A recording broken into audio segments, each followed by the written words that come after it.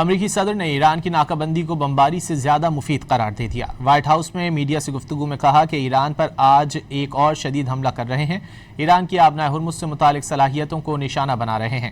ایران کے ساتھ معاہدہ اب بھی ممکن ہے۔ ایران کی پہلی اور دوسری سطح کی قیادت کو ختم کر دیا۔ ایرانی قیادت نے مظاہروں کے دوران 52,000 افراد کو قتل کیا۔ We're hitting them very hard.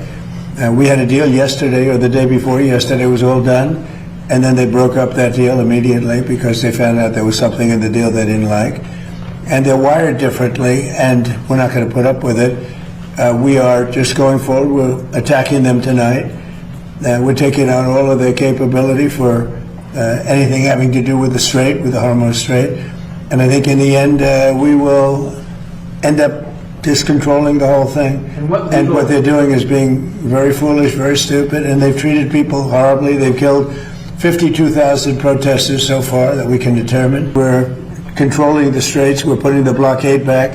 And it's a blockade not for anybody but Iran. In other words, anybody doing business with Iran can't go through. Everyone else will be able to go through. So it's a blockade. It's a very strong blockade.